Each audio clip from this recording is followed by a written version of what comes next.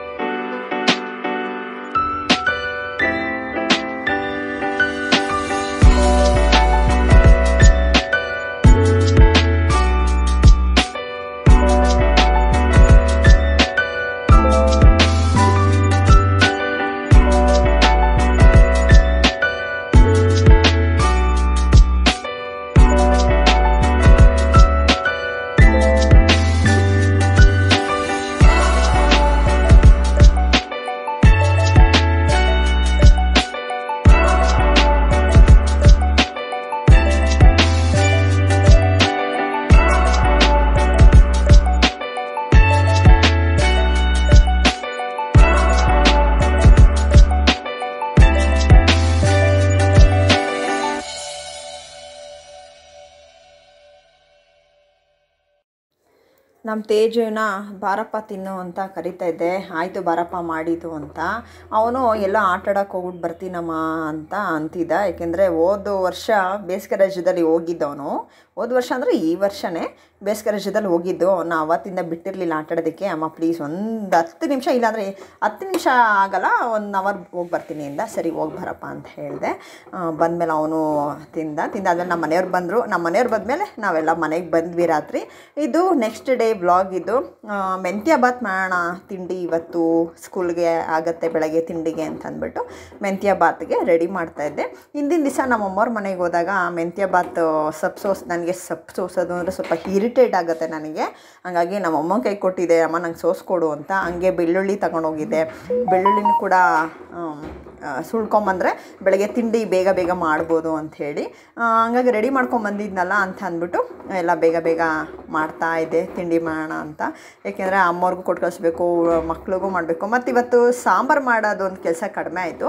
ಏಕೆಂದರೆ ಹಿಂದಿನ ದಿವಸ ನಾನು ಪಪ್ಪು ಸಾರು ಮಾಡಿದ್ದೆ, ಅದೇ ಆಗುತ್ತೆ ಅಂತ ಅಂದ್ಬಿಟ್ಟು ಇವತ್ತು ಬರೀ ತಿಂಡಿದು ಒಂದೇ ಅಂತ ಅಂದ್ಬಿಟ್ಟು ತಿಂಡಿದು ಮಾಡ್ತಾಯಿದ್ದೆ.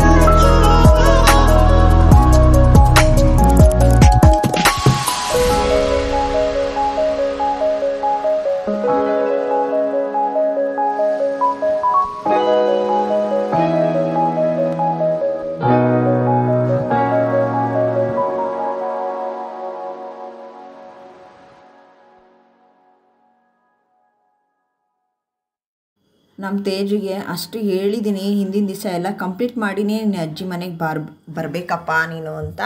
ಅವನು ಅರ್ಜೆಂಟಾಗಿ ಬೇಗ ಬೇಗ ಅವನಿಗೆ ಜೀವ ಕಡಿತಾ ಇರುತ್ತೆ, ಅಜ್ಜಿ ಮನೆಗೆ ಎಲ್ಲರೂ ಸೇರ್ಕೊಂಡಿದ್ದಾರೆ ನಾನು ಹೋಗಬೇಕು ಅಂತ ಆತ್ರದಲ್ಲಿ.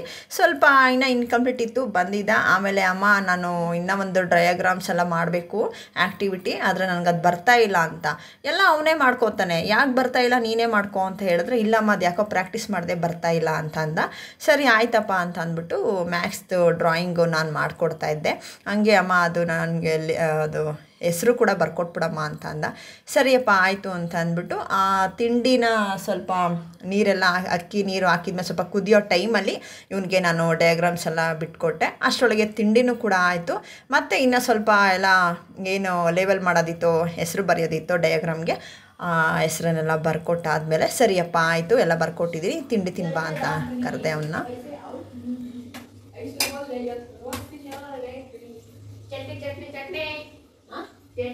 ಅಯ್ಯೋ ಚಟ್ನಿನೇ ಮಾಡಿಲ್ಲ, ಮಾಡಬೇಕಾ?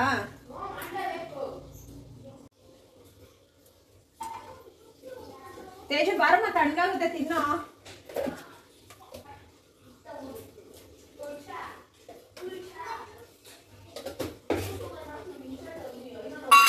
ತೇಜಸ್ ಬನ್ನಿ.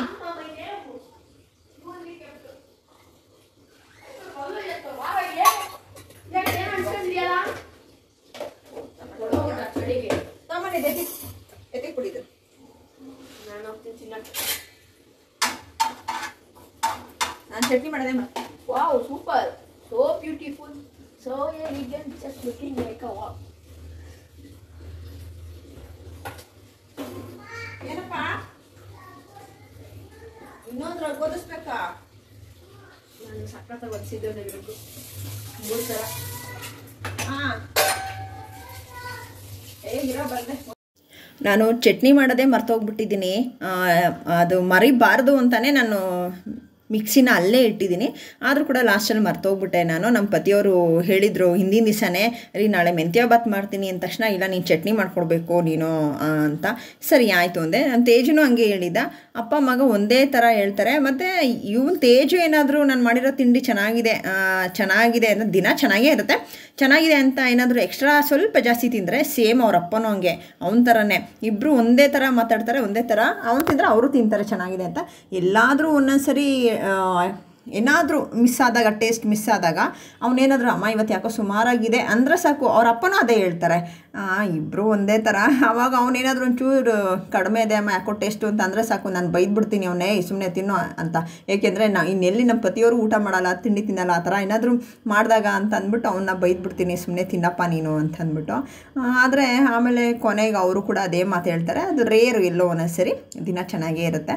ಆವಾಗ ನಾನು ಬೈಯೋದು, ದಿನ ಚೆನ್ನಾಗಿ ಮಾಡಲ್ವಾ, ಇವತ್ತು ಏನೋ ಒಂದಿನ ಹಂಗಾಗಿದೆ, ಅಡ್ಜಸ್ಟ್ ಮಾಡ್ಕೊಬೇಕಪ್ಪ ಅಂತ ಹೇಳ್ತೀನಿ. ಆದರೂ ಅಡ್ಜಸ್ಟ್ ಮಾಡ್ಕೊಳಲ್ಲ ನಮ್ಮ ಮನೇಲಿ, ದಿನ ರುಚಿಯಾಗೇ ಬೇಕು. ಅದು ನನಗೂ ಕೂಡ ಅದೇನೋ ಗೊತ್ತಿಲ್ಲ, ನನ್ನ ಕೈಲೂ ಎಲ್ಲ ರುಚಿನೇ ಆಗುತ್ತೆ. ಅಡುಗೆ ಆಗಲಿ, ಒಂದು ಸಾಂಬಾರು ಮಾಡಲಿ, ಒಂದು ತಿಂಡಿ ಮಾಡಲಿ, ಬೇರೆ ಏನೇ ಮಾಡಿದ್ರು ಅಷ್ಟೇ ಚೆನ್ನಾಗೇ ಇರುತ್ತೆ. ಎಲ್ಲೋ ಒಂದೊಂದು ದಿವಸ ಹಂಗಾಗುತ್ತೆ. ಅದನ್ನೇ ಅವ್ರು ನಮ್ಮ ಮನೆ ಜನಗಳು ತಡ್ಕೊಳಲ್ಲ, ನಮ್ಮ ಯಜಮಾನ್ರು ಮತ್ತು ನನ್ನ ಮಕ್ಕಳು. ನಮ್ಮ ಚೋಟು ಪರವಾಗಿಲ್ಲ ಅನಿಸುತ್ತೆ. ಒಂದೊಂದು ಸರಿ ಅವನು ತಿನ್ನೋದು ನಿಧಾನನೇ, ಆದರೆ ಅವನೇ ಪರವಾಗಿಲ್ಲ ಅನಿಸುತ್ತೆ. ಒಂದೊಂದು ಸರಿ ಅವನು ಎಲ್ಲನೂ ತಿಂತಾನೆ, ಅದು ಸ್ವಲ್ಪ ತಿನ್ನೋದು ನಿಧಾನ ಅಷ್ಟೇ. ಹಂಗೆ ನಮ್ಮ ಅಮ್ಮಂಗೂ ಅಪ್ಪಾಜಿಗೂ ಬಾಕ್ಸಿಗೆ ಹಾಕ್ತಾಯಿದ್ದೆ. ಅವ್ರಿಗೂ ಕೂಡ ಚಟ್ನಿ ಹಾಕಿದೆ. ನಮ್ಮ ತೇಜು ಅಮ್ಮ ಚಟ್ನಿ ಹಾಕ್ಬೇಡ, ಯಾಕೆಂದರೆ ಮಧ್ಯಾಹ್ನ ಬಿಸಿಲಿದ್ದಾಗ ಒಂಥರ ಆಗುತ್ತೆ ಅಂತ ಅಂದ. ಇವತ್ತು ಹೆಂಗಿದ್ರು ಬಿಸಿಲಿರಲಿಲ್ಲ. ಏನಾಗಲ್ಲಪ್ಪ ನೀನು ನೋಡು, ಚೆನ್ನಾಗಿತ್ತು ಅಂದರೆ ತಿನ್ನು, ಇಲ್ಲಾಂದ್ರೆ ತಿನ್ನಬೇಡ ಅಂಥೇಳಿ ಅವನಿಗೂ ಹಾಕಿದೆ. ಹಾಟ್ ಬಾಕ್ಸ್ಗೆ ಹಾಕಿದ್ರೆ ಸ್ವಲ್ಪ ಬಿಸಿ ಇರುತ್ತೆ ಅಂತ ಅಂದ್ಬಿಟ್ಟು ಅವ್ನಿಗೆ ಹಾಕಿದೆ. ಚೋಟಿಗೆ ಹಾಟ್ ಬಾಕ್ಸ್ ಇಲ್ಲ, ಹಂಗಾಗಿ ಅವ್ನಿಗೆ ಸ್ವಲ್ಪ ಲೇಟಾಗಿ ಹಾಕ್ತೀನಿ. ಅವ್ನು ಇನ್ನೇನು ಸ್ಕೂಲ್ಗೆ ಹೊರಡಬೇಕಾದ್ರೆ ಅವಾಗ ಬಾಕ್ಸಿಗೆ ಹಾಕ್ತೀನಿ ಅವನಿಗೆ. ಎಷ್ಟೆಲ್ಲ ನಾವು ರೆಡಿ ಮಾಡಿಕೊಟ್ರು ನಮ್ಮ ಮಕ್ಕಳು ಮಾಡೋ ಟೈಮೇ ಮಾಡ್ತಾರೆ ನೋಡಿರಿ. ಸಾಕ್ಸು, ಕರ್ಚೀಫು ಪ್ರತಿಯೊಂದು ನಾನೇ ಎಲ್ಲ ಹುಡುಕಿ ಅವ್ನ ಕೈಗೆ ಕೊಡ್ತೀನಿ. ಆದರೂ ಅವನು ಮಾಡೋ ಟೈಮೇ ಮಾಡ್ತಾನೆ ನಮ್ಮ ತೇಜು ಮಾತ್ರ. ಇನ್ನೇನು ನಮ್ಮ ಚೋಟಿಗಂತೂ ನಾನೇ ರೆಡಿ ಮಾಡಬೇಕು ಎಲ್ಲ. ನಮ್ಮ ತೇಜು ಅವನಾಗವನೇ ಮಾಡಿಕೊಂಡ್ರು ಕೂಡ ಮುಕ್ಕಲ್ ಭಾಗ ನಾನೇ ಮಾಡಿಕೊಡ್ತೀನಿ. ಆದರೂ ಅದೇ ಟೈಮ್ ಆಗುತ್ತೆ. ನೆಕ್ಸ್ಟ್ ಲಾಸ್ಟಲ್ಲಿ ಹೋಗ್ಬೇಕಾದ್ರೆ ನಾನು ಒಂದ್ಸರಿ ನಮ್ಮ ತೇಜು ಚೋಟುದು ಎಲ್ಲ ಹೋಮ್ವರ್ಕ್ಸ್ ಎಲ್ಲ ಆಗಿದೆಯಾ, ಡೈರಿ ಸೈನ್ ಆಗಿದೆಯಾ ಅಂತ ಪ್ರತಿಯೊಂದು ನೋಡಿ ಕಳಿಸ್ತೀನಿ. ನಮ್ಮ ಚೋಟು ಏನು ಮಾಡ್ತಿದ್ದಾನೆ ಅಂದರೆ ದಿನ ಒಂದೊಂದು ಪೆನ್ಸಿಲ್ಲು ಇಲ್ಲ ರಬ್ಬರು ಮೆಂಡರು ಏನಾದರೂ ಒಂದು ಕಳ್ದಾಕೊಂಡು ಬರ್ತಾನೇ ಇದ್ದಾನೆ. ಹೊಸ ಪೆನ್ಸಿಲ್ ಇಟ್ಟಿರ್ತೀನಿ ಕಳ್ದಾಕಿರ್ತಾನೆ, ಅದೇನು ಮಾಡ್ತಾನೆ ಅಂತಲೇ ಗೊತ್ತಿಲ್ಲ. ಅದಕ್ಕೆ ಹೇಳ್ತಾ ಇದ್ದೆ, ಇವತ್ತು ಕ್ಲಾಸಲ್ಲಿ ನೀನು ದೊಡ್ಡ ಪೆನ್ಸಿಲ್ ನಾನು ಕೊಟ್ಟಿದ್ನಲ್ಲ ಅದು ಇಸ್ಕೊಂಬ, ಎಲ್ಲಿದೆ ಹುಡಿಕೊಂಡು ತೊಗೊಂಡು ಬಾ ನೀನು ಅಂತ ಬೈತಾ ಇದ್ದೆ. ಹಾಗೆ ಊಟದ ಬಾಕ್ಸ್ ಎಲ್ಲ ಇಡ್ತಾ ಇದ್ದೆ ಬ್ಯಾಗ್ ಒಳಗಡೆ. ನಮ್ಮ ತೇಜುಗೆ ಇವಾಗ ಸ್ವಲ್ಪ ಒಂದು 10 ನಿಮಿಷ ಲೇಟೇ ಆಯಿತು, ಏನು ಮಾಡೋಕ್ಕಾಗಲ್ಲ, ಹಾಗೇ ಆಗುತ್ತೆ ಅಲ್ವಾ. ಆದರೆ ನಮ್ಮ ತೇಜುನ ಮಾತ್ರ ನಾನು ಸ್ವಲ್ಪ ಬೇಗನೆ ಕಳಿಸ್ತೀನಿ ಸ್ಕೂಲ್ಗೆ ಹೋಗ್ಬೇಕಾದ್ರೆ, ಏಕೆಂದರೆ ಸೈಕಲಲ್ಲಿ ಹೋಗೋದಲ್ವಾ ಸ್ವಲ್ಪ ಭಯ ಇರುತ್ತೆ. ಸಿಕ್ಕಾಪಟ್ಟೆ ಗಾಡಿಗಳು ಬರ್ತಾ ಇರ್ತವೆ ನಮ್ಮ ಮನೆಯಿಂದ ಅವನು ಸ್ಕೂಲ್ಗೆ ಹೋಗೋ ರೋಡಲ್ಲಂತೂ ಸಿಕ್ಕಾಪಟ್ಟೆ ಗಾಡಿಗಳು ಬರ್ತಾ ಇರ್ತವೆ. ಆ ಭಯ ನನಗೆ ಸ್ವಲ್ಪ, ಹಂಗಾಗಿ ಅವನ್ನ ಒಂದು ಅರ್ಧ ಗಂಟೆ ಮುಂಚೆನೇ ಕಳಿಸಿರ್ತೀನಿ, ಹುಷಾರಾಗಿ ಹೋಗ್ಬಾರಪ್ಪ ಅಂಥೇಳಿ. ಏಕೆಂದರೆ ನಮ್ಮ ಅಮ್ಮವ್ರಿಗೂ ಕೊಟ್ಬಿಟ್ಟು ತಿಂಡಿನ ಹೋಗಬೇಕು, ಎಲ್ಲೋ ಒಂದೊಂದು ದಿವಸ ಕೊಡೋದಿಲ್ಲ ಅಷ್ಟೇ. ನಮ್ಮ ಚೋಟಿಗೆ ಡ್ಯಾನ್ಸಿಗೆ ಸೇರಿಸಿ ಅಂತ ಅವ್ರ ಮ್ಯಾಮ್ ಕೇಳ್ತಾಯಿದ್ರು, ಒಂದು ಸ್ಲಿಪ್ ಕೊಟ್ಟಿದ್ರು, ಅದನ್ನು ಕಂಪ್ಲೀಟ್ ಮಾಡ್ತಾಯಿದ್ದೆ. ಓಕೆ ಫ್ರೆಂಡ್ಸ್, ಇಲ್ಲಿಗೆ ನನ್ನ ವ್ಲಾಗ್ನ ಎಂಡ್ ಮಾಡ್ತೀನಿ. ನಾಳೆ ನಿಮಗೆ ಹೊಸ ವಿಡಿಯೋದಲ್ಲಿ ನಾನು ನಿಮಗೆ ಸಿಗ್ತೀನಿ. ನನ್ನ ಚಾನಲ್ನ ಇನ್ನೂ ಯಾರೆಲ್ಲ ಸಬ್ಸ್ಕ್ರೈಬ್ ಮಾಡ್ಕೊಂಡಿಲ್ಲ ಅಂದರೆ ಬೇಗ ಸಬ್ಸ್ಕ್ರೈಬ್ ಮಾಡ್ಕೊಳ್ಳಿ. ಹಾಗೆ ನನ್ನ ವಿಡಿಯೋ ಇಷ್ಟ ಆದರೆ ಒಂದು ಲೈಕ್ ಕೊಡಿ, ಕಮೆಂಟ್ ಮಾಡಿ, ಶೇರ್ ಮಾಡಿ. ಓಕೆ ಫ್ರೆಂಡ್ಸ್, ಬಾಯ್. ಇಬ್ಬರು ಹೆಂಗೆ ಆಡ್ತಿದ್ದಾರೆ ನೋಡಿ, ಸಿಕ್ಕಾಪಟ್ಟೆ ಚಳಿ ಇತ್ತು ಇವತ್ತು.